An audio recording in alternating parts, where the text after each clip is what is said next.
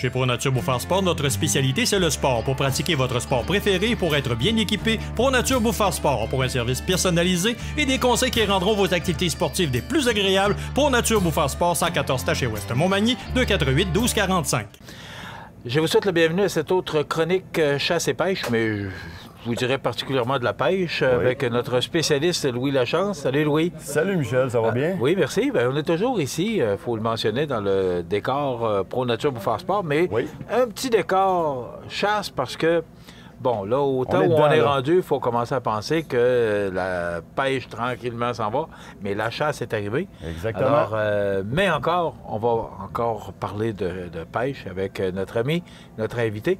Juste pour vous dire qu'ici, ProNature Bouffard Sport, on est situé sur le boulevard Taché à Montmagny, de 88 12 45. Notre invité, Louis, peux-tu nous le présenter? Bien sûr, vous voyez peut-être des similitudes aux côtés du visage. Des petites ressemblances. Des petites ressemblances. C'est un autre passionné de la famille Lachance, mon cousin Jimmy. Et je te dirais, Michel, quand on parle de passionné, là, on en a trouvé un. Oui. Bien, écoute, Jimmy, d'abord, écoute, on va voir à l'écran des photos de belles pièces. On pourrait même appeler ça des trophées. Oui. Toujours aussi passionné. Moi, ça fait longtemps que je te connais, là, mais toujours aussi passionné. Bien, c'est que j'ai essayé de joindre l'utile à l'agréable à ma passion, si on veut. Puis au fil du temps, c'est que, comme tout pêcheur, on perd des leurres, puis des affaires comme ça. Puis là, à un moment donné, je me suis dit, bien, regarde, j'ai des talents, j'ai des compétences, donc pourquoi pas utiliser ces talents-là pour me rendre service à moi-même. Mais ça s'est avéré que me rendre service, ça a rendu service à beaucoup de gens aussi, parce que là, maintenant, je fais ma production de l'heure personnelle, mettons, si on veut, là, pour attraper mes grosses prises. Donne-nous des exemples de ce que tu fais. Oui. Bien là, j'ai... Fabrication artisanale à la maison.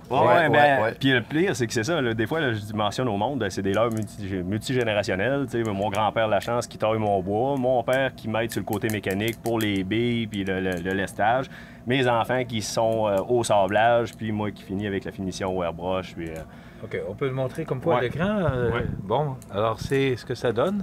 Et je vous dirais, c'est vraiment bien fait, c'est beau. Il y a du talent dans la famille, Michel. Ben oui, et il y en a toutes sortes de grosseurs. Et juste que la valise qui est pour bien entreposer ces pièces, donc, et c'est à succès.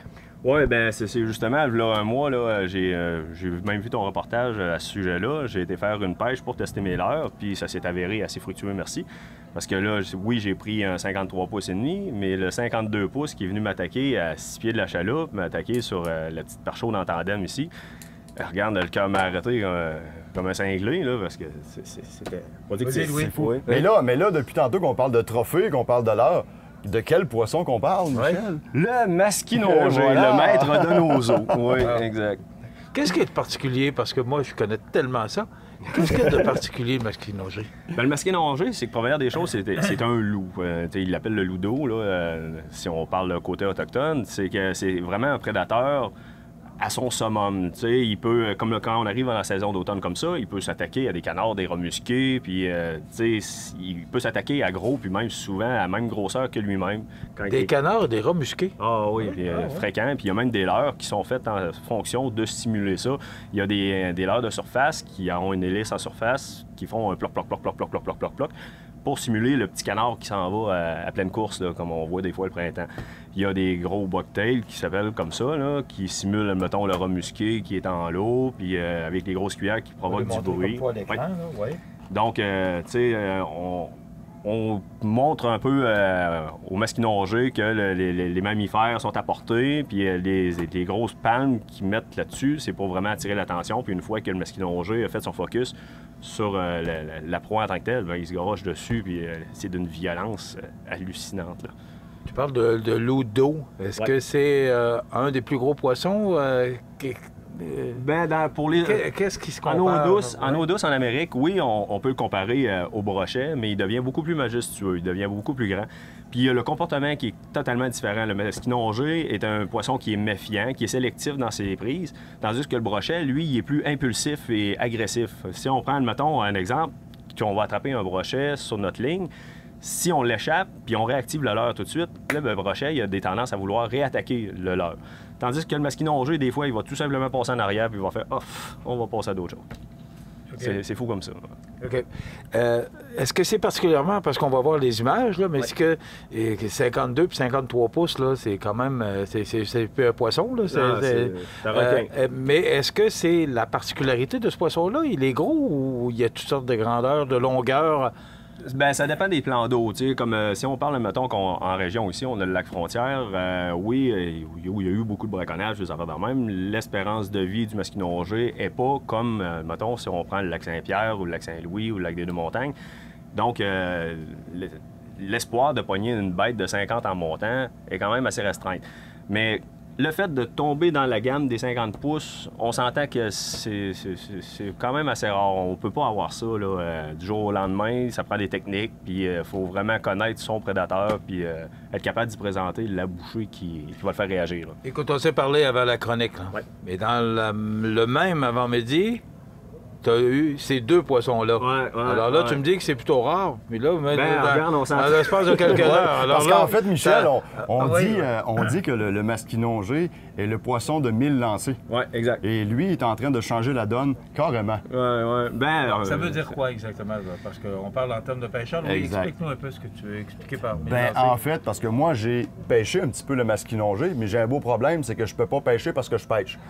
Donc, avec ma clientèle, je peux pas nécessairement tout le temps m'adonner avec Jimmy pour aller taquiner le masquinongé. Mais moi, j'en ai fait des lancers. C'est sûr que j'avais peut-être pas les bons leurres. C'est le fun que Jimmy soit là pour conseiller. Mais le mythe qui est pour le masquinongé est que tu vas lancer 1000 fois avant de capturer un masquinongé. Le côté de la méfiance que je te parlais tantôt, là, que c'est vraiment dur parce qu'on peut avoir des suiveux. Les suiveux, c'est le prédateur qui est justement méfiant, qui va suivre ton leurre sur 150 pieds pour finalement arriver à la chaloupe, puis se rendre compte que « Ah non, ça marche pas », il va revirer de bord, puis là, tu vas avoir vu cette bête-là te suivre, puis tu as le cœur déjà dans le tapis en souhaitant qu'il attaque, mais finalement, ça ne sera pas le cas. Là.